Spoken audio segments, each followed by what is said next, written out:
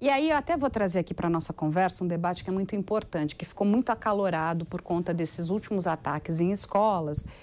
Enfim, como a gente já comentou aqui, explicou, que vem sendo combinados nessas plataformas, principalmente na plataforma Discord, que é uma plataforma que ela foi criada para os gamers. O objetivo inicial da plataforma é esse. E estão atacando, inclusive, essa comunidade. Eu acho que a gente precisa aqui abrir um espaço. Número 1, né? Não existe game que vá induzir ninguém a matar crianças. Não existe game que vai induzir ninguém a estuprar uma adolescente. Não existe game nenhum que vai falar para você cometer crimes contra animais, matar animais. Ou seja, e tampouco são os gamers que são culpados de tudo isso que está acontecendo, porque isso é muito errado, né? Então, assim, esses jogos são muito violentos. Então, logo, jogos violentos vão criar adolescentes violentos, né? Eu até estava conversando antes aqui com o Luiz e eu tive, né? Estou tendo, na verdade, o prazer, né, de estar em contato. Estamos fazendo aí um trabalho bastante grande com uma perfiladora que trabalha muito com o pessoal do FBI nos Estados Unidos, que é a Ann Burgess. E ela diz o seguinte, Luiz, a questão não são os jogos, é que hoje esses nossos jovens, esses nossos adolescentes, eles não podem sofrer nenhum tipo de frustração. A frustração está levando esses jovens ao limite. Ou seja, é como se a gente pegasse esses jovens e colocasse eles dentro de uma redoma.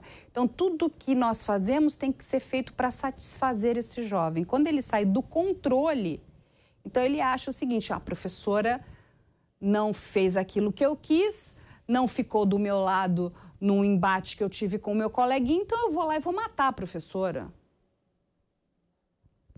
Aí eu queria que você, né, colocasse o seu ponto de vista em relação à questão dos jogos. É interessante refletir sobre isso, porque, de fato, a sociedade hoje tem criado figuras que até muitos a denominam como a geração dos mimados. E de fato, a pressão social do mundo moderno fez com que a doença do século seja depressão, seja as doenças psicológicas e psiquiátricas. Antigamente, a doença do século era a peste. É uma doença muito diferente. Hoje são as doenças mentais. Isso significa alguma coisa. Significa que essa dependência da tecnologia, significa que o mundo moderno, capitalista, etc., gera problemas psicológicos.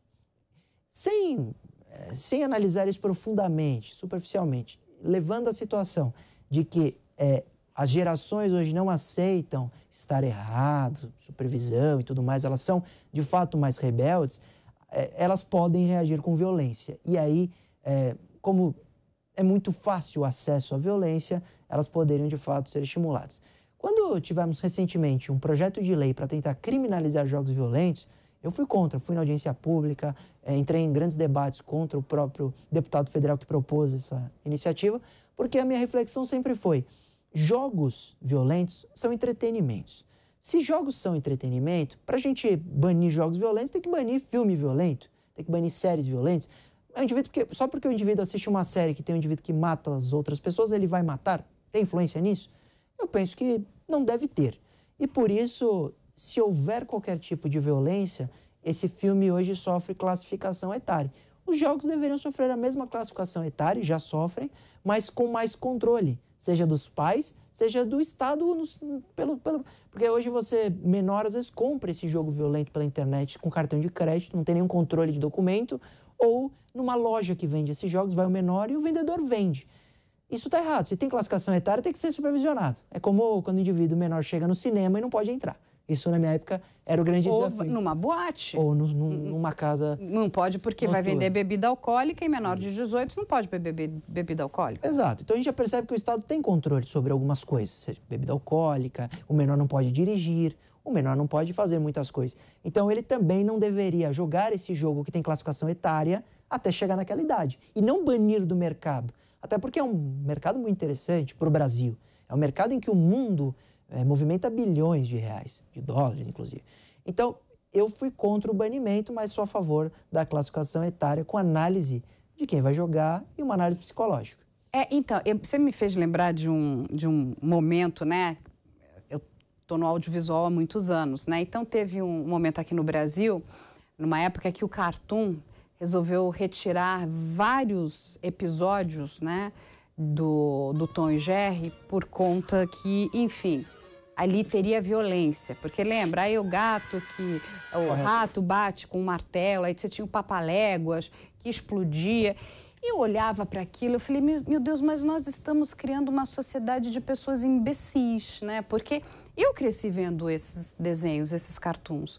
Várias pessoas cresceram e são pessoas normais. Inclusive, quando você pega um desenho como esse, um cartoon, eu lembro muito bem, o meu pai falava para mim assim, não, isso aqui é o que não se faz. Porque você, inclusive, ensina o que é o errado para a criança. Vem do errado. Se você tira e protege ela tanto, então ela não pode ter acesso a nada, nem que seja, né, na forma infantilizada. Ela não sabe o que é certo, o que é errado. Então, é a questão, não temos que proibir a música, né? Atirei um pau no gato. É lógico que você não vai atirar um pau no gato, entende? A gente vive um momento de uma imbecilização, inclusive de tudo, da criança, do adolescente. É tudo super protegido. E aí o que acontece? Quando ele tem contato com esse universo que é perverso, criminoso, isso é muito saboroso. Isso é muito...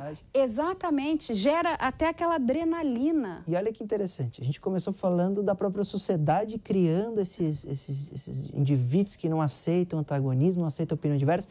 E aí, para complementar ou piorar esse cenário, nós temos as redes sociais em que os algoritmos têm o papel de entregar um conteúdo recomendado que está no gosto daquele indivíduo. Vale dizer, ele não lida com antagonismo.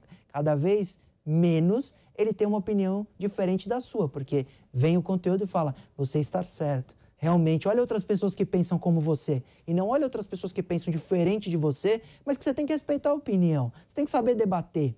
A gente vê isso na política. Os indivíduos se matando porque um não concorda com o outro por uma opinião política. É ridículo. Famílias, né? Se destruindo porque um tem pensamento político diferente do outro. É uma loucura isso. E as redes sociais estão fomentando isso até para os adultos. Nessas eleições nós vimos isso. Vale dizer, esta geração, com o uso das redes sociais, está inflamada. Como voltar ao padrão? Como acalmar tudo isso?